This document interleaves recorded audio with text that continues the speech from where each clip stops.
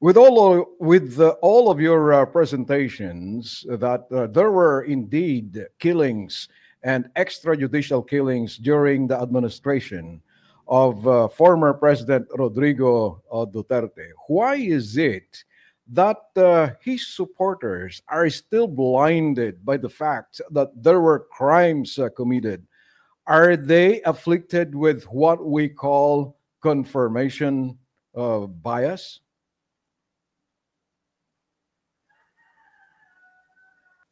Can you explain your presentation in the Filipino language or Filipino?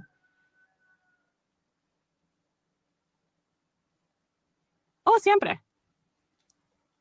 Ang confirmation bias ay isang uri ng pagkiling kung saan ang isang tao ay naghahanap, nag-i-interpret at nag-aalala lamang ng mga impormasyon na tumutugma sa kanilang mga paniniwala at binabalewala o hindi pinapansin ang mga impormasyon na salungat dito. Sa kaso ng mga taga-suporta ni Duterte, maaaring nakatutok sila sa mga impormasyon o naratibo na sumusuporta sa positibong pananaw nila tungkol sa kanyang administrasyon, tulad ng kanyang laban sa droga at krimen, at hindi binibigyang pansin ang mga ulat na nagpapakita ng mga negatibong aspeto ng kanyang mga polisiya.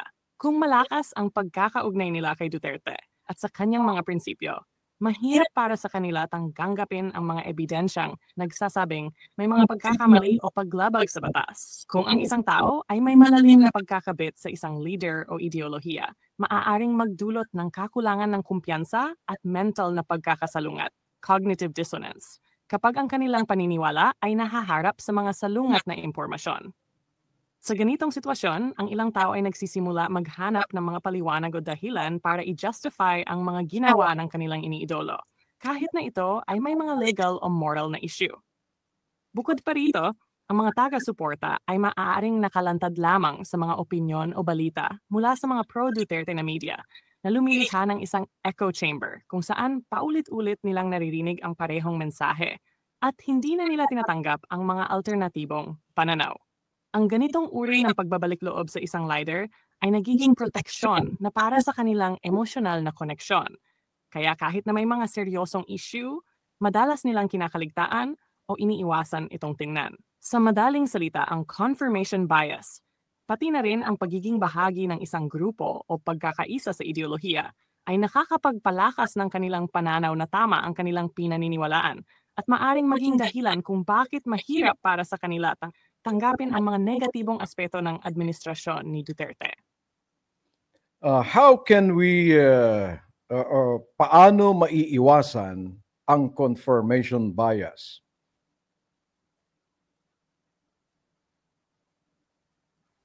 How can we avoid confirmation bias? Ang pag-iwas sa confirmation bias ay maaaring maging mahirap, ngunit may mga paraan upang mas maging bukas tayo sa mga impormasyon na hindi tumutugma sa ating mga paniniwala. Narito ang ilang mga hakbang. Una, maging bukas sa iba't ibang pananaw. Dapat natin tanggapin na may mga opinyon at impormasyon na maaaring magpabago sa ating pananaw. Kung may mga naririnig tayong opinyon na salungat sa atin, imbes na agad itong i-dismiss. Magandang maglaan ng oras para pakinggan at suriin ang mga ito ng maayos. Pangalawa, maging mapanuri sa mga sources ng impormasyon. Kailangan nating tiyakin na ang mga impormasyon na ating kinikilala ay nagmula sa mga maaasahang pinagkukunan. Kung laging isang panig lamang ang ating kinikilala, malaki ang posibilidad na tayo ay mapapaligiran lamang ng mga impormasyon na nagpapalakas sa ating pananaw. Kaya't mas maganda kung maghanap tayo ng iba't ibang sources. Pangatlo, tanungin ang ating sarili ng mahirap na mga tanong. Halimbawa, bakit ko ba pinaniniwalaan ng mga ito? O ano kaya ang motibo ng source na ito? Kapag tayo ay may kamalayan sa ating mga paniniwala, mas magiging handa tayo mag-isip ng mas critical at hindi lang basta tanggapin ang mga bagay na ayon sa ating gusto. Pang-apat, magkaroon ng open-mindedness at humility. Mahalaga ang pagiging handa na natanggapin na ang ating mga opinyon ay hindi palaging tama. Ang pagkakaroon ng isang growth mindset o mindset na bukas sa pagbabago ay makakatulong para tayo ay matuto at lumago sa ating mga pananaw. Panghuli, makipag-usap sa mga tao na may ibang opinyon. Ang pakikipag-ugnayan at diskusyon sa mga tao na may iba't ibang pananaw ay nakakatulong upang mapalawak ang ating perspektibo at mas mapagtanto natin ang iba't ibang aspeto ng isang issue. Sa mga hakbang na ito, maaari nating simulan na bawasan ang confirmation bias at mas maging bukas at critical sa ating mga pananaw at desisyon. Also, in relation, and last question is, how can we avoid, based on your presentation, how can these Duterte supporters avoid having inflicted with what we call cognitive dissonance? Explain it in Filipino, please.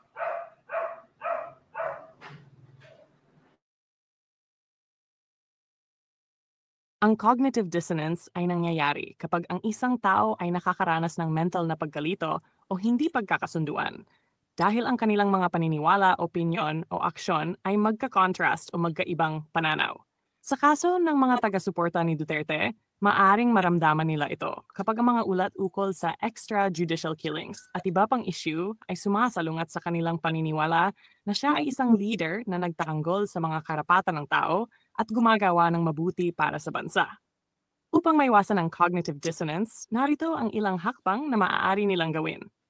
1. Magkaroon ng openness o pagiging bukas sa mga bagong impormasyon. Ang pagtanggap sa mga ebidensya o opinyon na hindi akma sa kanilang kasalukuyang pananaw ay isang paraan upang hindi ma-stress o malito. Kung nakakaranas sila ng pagsalungat sa mga ideya, mahalagang tanggapin ito bilang pagkakataon na mag-grow at matuto, hindi bilang isang banta sa kanilang mga paniniwala.